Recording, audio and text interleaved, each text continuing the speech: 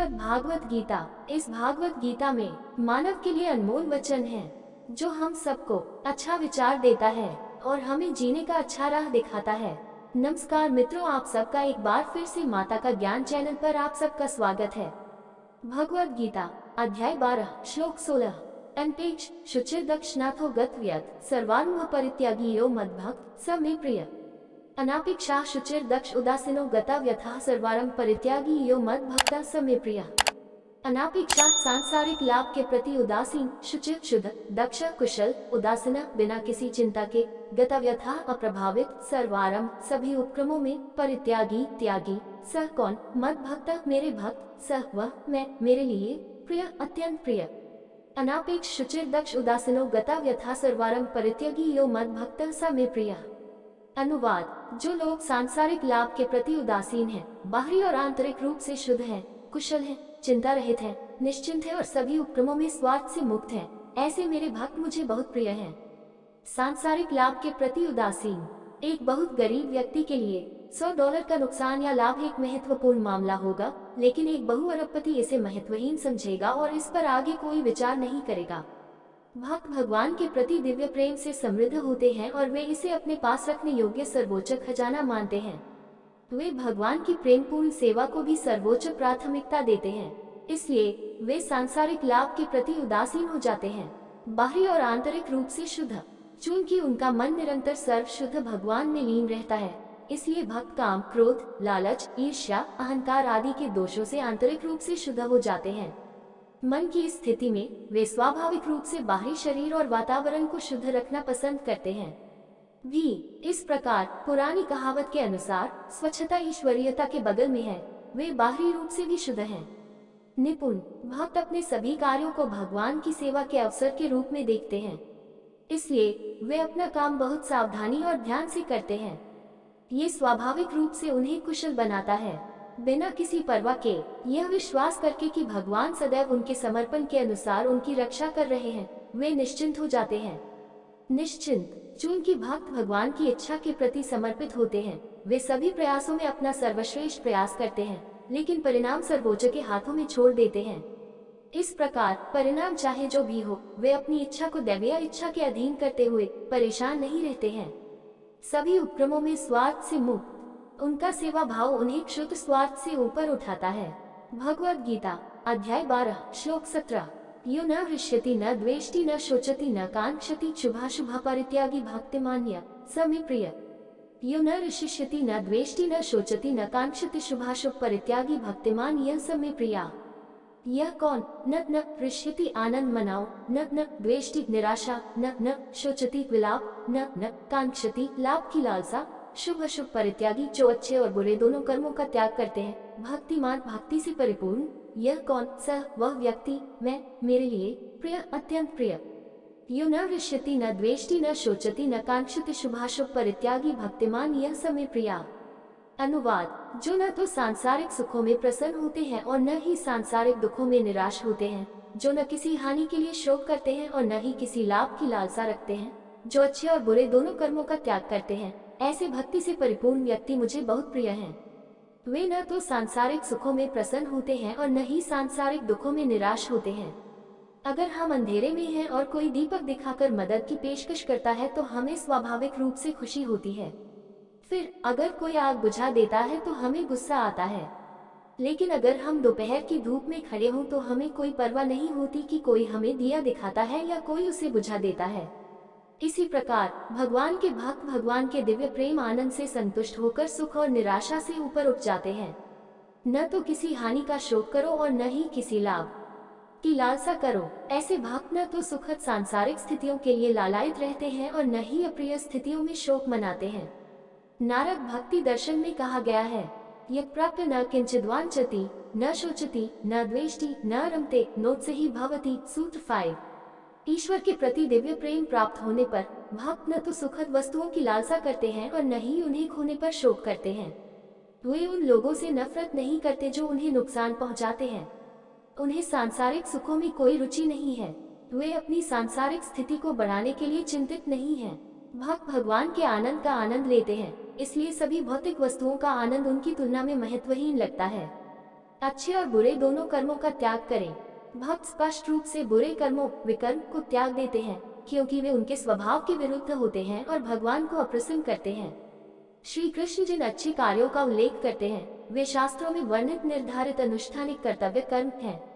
भक्तों द्वारा किए गए सभी कार्य अकर्म निष्क्रियता बन जाते हैं, क्योंकि वे किसी स्वार्थी उद्देश्य से नहीं किए जाते हैं और भगवान को समर्पित होते हैं।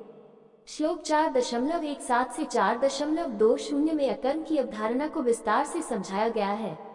भक्ति से परिपूर्ण भक्तिमान का अर्थ है भक्ति से भरा हुआ। ईश्वरीय प्रेम की प्रकृति ऐसी है कि वह अनंत काल तक बढ़ता रहता है। भक्ति कवियों ने कहा है, प्रेम में पूर्णिमा नहीं, चंद्रमा के विपरीत जो एक सीमा तक बढ़ता है और फिर घट जाता है, दिव्य प्रेम बिना किसी सीमा के बढ़ता रहता है। तो भक्त के हृदय में भगवान के लिए प्रेम का सागर होता है। श्री कृष्ण कहते हैं कि ऐसे भक्त उन्हें बहुत प्रिय हैं। भगवद गीता अध्याय 12 श्लोक 18-19 सम शत्रौ च मित्रे च तथा मानापमानयो शीतोष्ण सुख दुखेषु सम संग विवर्जित तुल्यानिंदास्तुतिर्मौनि संतुष्टो यान कैंचित अनिकेत स्थिरमतिर् भक्ति मन में प्रियो नर। सम शत्रु च मित्रे च तथा मनापमानयो शीतोष्ण सुखा दुखेषु सम संग विवर्जितः तुल्यानिंदास्तुतिर्मौनि संतुष्टो यान कैंचित अनिकेत स्थिरमतिर् भक्तिमान में प्रियो नरः। सम समान, शत्रु शत्रु को, च तथा मित्र मित्र को, च तथा साथ ही, मन अपमान्यो सम्मान और अपमान में, शीतोष्ण सर्दी और गर्मी में, सुख दुखेषु सुख और द्वैत में, सम समन्वित संग विवर्जित सभी प्रतिकूल संगति से मुक्त, तुल्य समान, निंदा स्तुते निंदा और स्तुति, मौनी मौन चिंतन, संतुष्ट संतुष्ट, ये न कैंचित किसी भी चीज के साथ, अनिकेत निवास स्थान के प्रति आसक्ति रहित, स्थिर दृढ़ता से स्थिर, मते बुद्धि भक्तिमान भक्ति से परिपूर्ण, मैं मेरे लिए प्रिय अत्यंत प्रिय, नरः एक व्यक्ति। सम शत्रु च मित्रे च तथा मनापमानयो शीतोष्ण सुख दुखेषु सम संग विवर्जितः तुल्य निंदा स्तुतिर्मौनि संतुष्टो यान कैंचित अनिकेत स्थिरमतिर् भक्तिमान में प्रियो नरः। अनुवाद, वे जो मित्र और शत्रु के समान हैं, सम्मान और अपमान, सर्दी और गर्मी, खुशी और द्वैत में समान हैं और सभी प्रतिकूल संगति से मुक्त हैं, जो लोग स्तुति और निंदा को एक समान समझते हैं, जो मौन चिंतन करते हैं, जो कुछ भी मिलता है उसी में संतुष्ट रहते हैं, निवास स्थान की आसक्ति नहीं रखते, जिनकी बुद्धि दृढ़ता से मुझ में स्थिर रहती है और जो मेरे प्रति भक्ति से भरे हुए हैं, ऐसे लोग हैं मुझे बहुत प्रिय। श्री कृष्ण यहाँ 10 और गुणों का वर्णन करते हैं। दोस्त और दुश्मन के लिए समान, भक्त सभी के प्रति सकारात्मक दृष्टिकोण रखते हैं और शत्रुता और मित्रता की भावनाओं से प्रभावित नहीं होते हैं। इस संबंध में प्रहलाद के बारे में एक सुंदर कथा प्रचलित है। एक बार उनके पुत्र विरोचन का अपने गुरु पुत्र सुधन्वा से विवाद हो गया।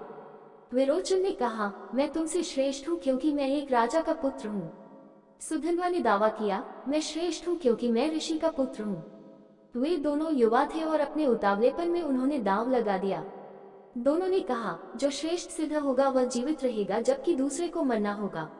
अब जज कौन होगा? सुधन्वा ने विरोचन से कहा, तुम्हारे पिता प्रहलाद न्यायाधीश होंगे। विरोचन ने कहा, सचमुच? लेकिन तब आप शिकायत करेंगे कि उसने पक्षपात किया है। नहीं, मेरे पिता ऋषि। अंगिरा ने कहा है कि तुम्हारे पिता प्रहलाद बिल्कुल न्यायप्रिय हैं और कभी भी मित्र और शत्रु के बीच अंतर नहीं करेंगे। दोनों बालक प्रहलाद के पास गए। विरोचन ने पूछा, पिताजी मैं श्रेष्ठ हूँ या सुधन्वा? प्रहलाद ने कहा, ये प्रश्न क्यों उठा? पिताजी हमने शर्त लगाई है कि जो श्रेष्ठ साबित होगा वह जीवित रहेगा और दूसरे को मरना होगा। प्रहलाद ने मुस्कुराते हुए कहा, तुम्हारा मित्र सुधन्वा श्रेष्ठ है क्योंकि वह तुम्हारे पिता के गुरु का पुत्र है। प्रहलाद ने अपने सेवकों को आदेश दिया, मेरे पुत्र को फांसी के तख्ते पर ले जाकर लटका दो। उसी समय सुधन्वा ने हस्तक्षेप किया, इंतजार। उन्होंने प्रहलाद से कहा, मेरा दूसरा प्रश्न है, क्या मैं श्रेष्ठ हूँ या आप? प्रहलाद ने उत्तर दिया, मेरा जन्म राक्षसों के कुल में हुआ है, जबकि तुम एक ऋषि के पुत्र हो जो मेरे गुरु भी हैं। अतः आप श्रेष्ठ हैं। सुधन्वा ने फिर पूछा, ऐसी स्थिति में क्या तुम मेरी आज्ञा का पालन करोगे? हाँ बिल्कुल, प्रहलाद ने उत्तर दिया। ठीक है, तो विरोचन को छोड़ दो, सुधन्वा ने कहा। प्रहलाद ने अपने सेवकों को निर्देश दिया, इसे छोड़ दो, उसी तरह जैसे उसने कहा था, इसे फांसी के तख्ते पर ले जाओ। दिव्य देवताओं ने उसके दरबार में फूलों की वर्षा की और प्रहलाद द्वारा प्रदर्शित न्याय की गुणवत्ता की सराहना की। न्याय का ये दृष्टिकोण प्रहलाद में स्वाभाविक रूप से आया, क्योंकि भगवान का एक आदर्श भक्त होने के कारण वह मित्र, शत्रु, रिश्तेदार और बाहरी व्यक्ति के समान था। मान अपमान में संवेद। श्री कृष्ण आगे कहते हैं कि भक्त सम्मान और अपमान पर कोई ध्यान नहीं देते हैं।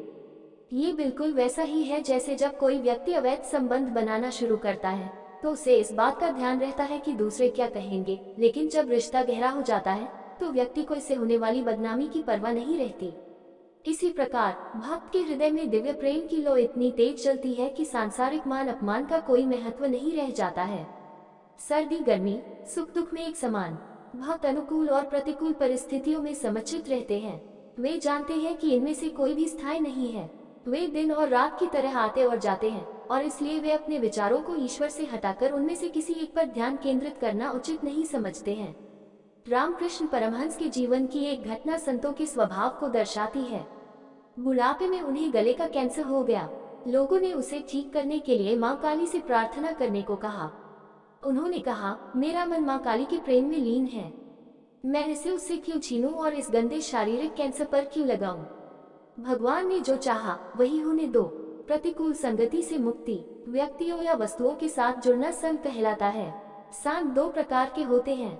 जो संगति हमारे मन को संसार की ओर ले जाती है वह कुसंग प्रतिकूल संगति है, और जो संगति हमारे मन को संसार से हटाकर भगवान की ओर ले जाती है वह सत्संग अनुकूल संगति कहलाती है। चूंकि भक्तों को सांसारिक विचार पसंद नहीं आते, इसलिए वे स्वाभाविक रूप से कुसंग से बचते हैं और सत्संग में लगे रहते हैं। स्तुति और निंदा को समान समझो। जो लोग बाहरी रूप से प्रेरित होते हैं उनके लिए दूसरों द्वारा सराहना और अस्वीकृति अत्यंत महत्वपूर्ण है।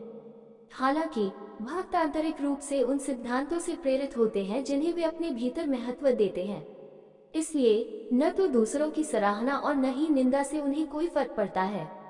मौन चिंतन को दिया गया। कौवे और हंस की पसंद एकदम विपरीत होती है।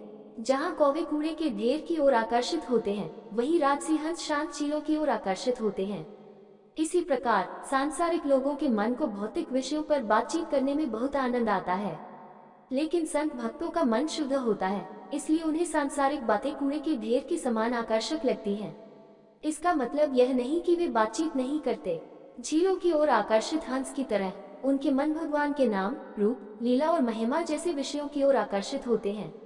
उनके रास्ते में जो कुछ भी आता है उससे संतुष्ट रहते हैं। भक्तों की आवश्यकताएं शरीर के भरण पोषण की न्यूनतम आवश्यकताओं तक सिमट कर रह जाती हैं। संत कबीर इसे अपने प्रसिद्ध दोहे में व्यक्त करते हैं। मालिक इतना दीजिए जामे कुटुंब समाया, मैं भी भूखा न रहूं, साधु न भूखा जया। हे भगवान, मुझे मेरे परिवार की शारीरिक जरूरतों को पूरा करने और मेरे दरवाजे पर आने वाले साधु को भिक्षा देने के लिए पर्याप्त दे दो। निवास स्थान से लगाव के बिना कोई भी सांसारिक घर आत्मा के लिए स्थायी निवास नहीं हो सकता, क्योंकि मृत्यु के समय इसे अनिवार्य रूप से पीछे छोड़ दिया जाना चाहिए। जब मुगल सम्राट अकबर ने अपनी राजधानी फतेहपुर सीकरी बनाई तो उसने मुख्य प्रवेश द्वार पर निम्नलिखित शिलालेख लगाया, दुनिया एक पुल है, इसे पार करो परंतु इस पर घर मत बनाओ। इसी क्रम में जगतगुरु श्री कृपालु जी महाराज कहते हैं, जग में रहो ऐसे गोविंदा राधे, धर्मशाला में यात्री रहे ज्यों बता दे। राधा गोविंद गीत। इस दुनिया में ऐसे जियो जैसे एक यात्री सड़क के किनारे बनी सराय में रहता है, ये जानते हुए कि अगली सुबह इसे खाली कर देना है। इस कथन की सच्चाई को समझते हुए भक्त अपने घर को केवल एक अस्थायी निवास स्थान के रूप में देखते हैं। बुद्धि मुझमें दृढ़ रूप से स्थित है। भक्तों को सृष्टि में ईश्वर की स्थिति की सर्वोच्चता और उसके साथ उनके शाश्वत संबंध में गहरा विश्वास है। वे अपने विश्वास में भी दृढ़ हैं कि यदि वे प्रेम पूर्वक उनके प्रति समर्पण करेंगे तो भगवान की कृपा से उन्हें सर्वोच्च प्राप्ति प्राप्त होगी। अतः वे न तो आकर्षण से आकर्षण और न ही मार्ग दर मार्ग भटकते हैं। श्री कृष्ण ऐसे दृढ़ निश्चयी भक्तों को अपना अत्यंत प्रिय घोषित करते हैं। भगवद गीता अध्याय 12 श्लोक 20। ये तु धर्म्यामृतमिद यथोक्तम पुरुपास्ते श्रद्धाना मत्परमा भक्तास्तेतीव में प्रिय। ये तु धर्मामृतम इदम यथोक्तम पर्युपास्ते श्रद्धाधन मत्परम भक्तेतीव में प्रिय। तू कौन? तू सचमुच धर्म बुद्धि अमृतम अमृत इदम ये यथा जैसे उत्तम घोषित पर्युपास्ते अनन्य भक्ति श्रद्धाधाना विश्वास के साथ मत्परमा मुझे सर्वोच्च लक्ष्य मानकर भक्त भक्ते वे अतीव अत्यधिक मैं मेरे लिए प्रिय। ये तू धर्म्यामृत इदम यथोक्तम पर्युपास्ते श्रद्धाधन मत्परम भक्तेतीव में प्रिय। अनुवाद। जो लोग यहाँ बताए गए ज्ञान के इस अमृत का सम्मान करते हैं, मुझ पर विश्वास करते हैं और मुझे सर्वोच्च लक्ष्य के रूप में समर्पित और इरादा रखते हैं, वे मेरे लिए अत्यधिक प्रिय हैं। श्री कृष्ण ने अर्जुन के प्रश्न का उत्तर संक्षेप में प्रस्तुत करके अध्याय का समापन किया। अध्याय की शुरुआत में अर्जुन ने उनसे पूछा था कि वे किसे श्रेष्ठ मानते हैं, वे जो भक्ति योग के माध्यम से उनके व्यक्तिगत स्वरूप के प्रति समर्पित हैं, या वे जो ज्ञान योग के माध्यम से निराकार ब्रह्म की पूजा करते हैं। श्री कृष्ण ने दूसरे श्लोक में उत्तर दिया कि वे उन्हें सर्वोच्च योगी मानते हैं जो दृढ़तापूर्वक उनके व्यक्तिगत स्वरूप की भक्ति में लगे रहते हैं। इसके बाद उन्होंने भक्ति के विषय पर बात जारी रखते हुए पहले भक्ति करने के साधन और फिर अपने भक्तों के गुणों के बारे में बताया। अब वह इस पुष्टि के साथ समाप्त करते हैं कि आध्यात्मिकता का सर्वोच्च मार्ग भक्ति है। जो लोग परमेश्वर को अपना लक्ष्य बनाते हैं और पिछले श्लोकों में वर्णित गुणों से युक्त होकर महान विश्वास के साथ भक्ति विकसित करते हैं, ऐसे भक्त भगवान को अत्यधिक प्रिय होते हैं। दोस्तों, ऐसे ही और कहानी सुनना या देखना चाहते हैं तो डिस्क्रिप्शन में लिंक मिल जाएगा, आप वहां जाकर देख सकते हैं। और आपसे निवेदन है कि यह वीडियो आपको अच्छा लगा हो तो लाइक शेयर सब्सक्राइब जरूर करें। धन्यवाद।